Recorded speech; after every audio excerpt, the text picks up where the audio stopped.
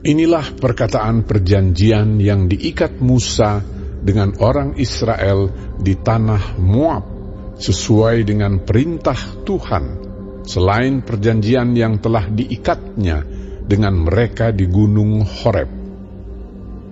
Musa memanggil seluruh orang Israel berkumpul, lalu berkata kepada mereka, "Sudah kamu lihat segala yang dilakukan Tuhan di tanah Mesir, di depan matamu terhadap Firaun dan terhadap semua pegawainya dan terhadap seluruh negerinya.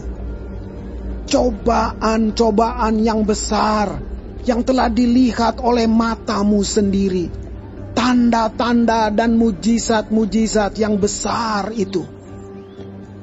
Tetapi sampai sekarang ini, Tuhan tidak memberi kamu akal budi untuk mengerti, atau mata untuk melihat, atau telinga untuk mendengar. 40 tahun lamanya aku memimpin kamu berjalan melalui padang gurun. Pakaianmu tidak menjadi rusak di tubuhmu, dan kasutmu tidak menjadi rusak di kakimu.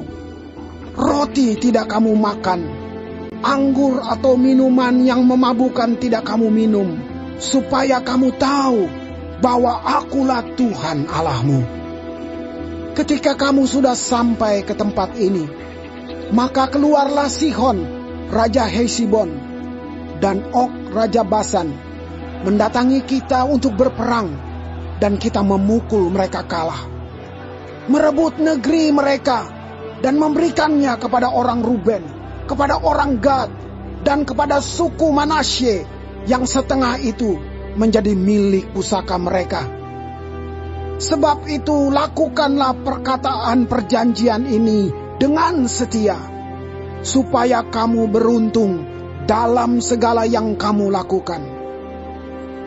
Kamu sekalian pada hari ini berdiri di hadapan Tuhan Allahmu, para kepala sukumu, para tua-tuamu, dan para pengatur pasukanmu, semua laki-laki Israel, anak-anakmu, perempuan-perempuanmu, dan orang-orang asing dalam perkemahanmu, bahkan tukang-tukang belah kayu dan tukang-tukang timba air di antaramu, untuk masuk ke dalam perjanjian Tuhan Allahmu, yakni sumpah janjinya yang diikat Tuhan Allahmu dengan engkau pada hari ini, supaya ia mengangkat engkau sebagai umatnya pada hari ini, dan supaya ia menjadi Allahmu seperti yang difirmankannya kepadamu, dan seperti yang dijanjikannya dengan sumpah kepada nenek moyangmu, yakni kepada Abraham,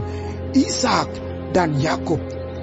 Bukan hanya dengan kamu saja aku mengikat perjanjian dan sumpah janji ini, tetapi dengan setiap orang yang ada di sini pada hari ini bersama-sama dengan kita, yang berdiri di hadapan Tuhan Allah kita, dan juga dengan setiap orang yang tidak ada di sini pada hari ini bersama-sama dengan kita.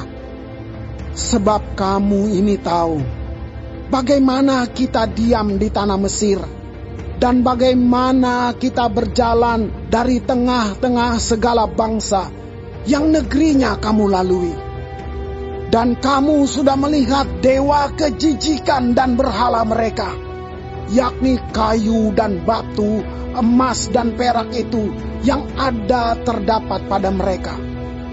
Sebab itu, janganlah di antaramu ada laki-laki atau perempuan, kaum keluarga atau suku yang hatinya pada hari ini berpaling meninggalkan Tuhan Allah kita, untuk pergi berbakti kepada Allah bangsa-bangsa itu.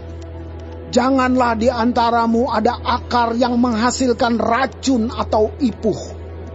Tetapi apabila seseorang pada waktu mendengar perkataan sumpah serapah ini menyangka dirinya tetap diberkati, dengan berkata, "Aku akan selamat walaupun aku berlaku degil," dengan demikian dilenyapkannya baik tanah yang kegenangan maupun yang kekeringan. maka Tuhan tidak akan mau mengampuni orang itu. Tetapi murka dan cemburu Tuhan akan menyala atasnya pada waktu itu.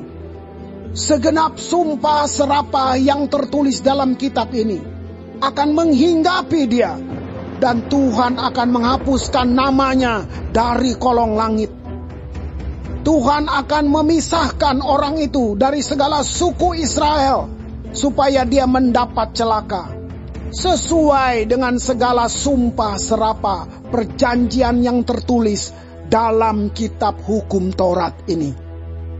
Maka keturunan yang akan datang, yakni anak-anakmu yang bangkit sesudah kamu, dan orang asing yang datang dari negeri jauh akan berkata, apabila mereka melihat hajaran dan penyakit yang dijatuhkan Tuhan ke negeri itu, seluruh tanahnya yang telah hangus oleh belerang dan garam, yang tidak ditaburi, tidak menumbuhkan apa-apa, dan tidak ada tumbuh-tumbuhan apapun yang timbul daripadanya.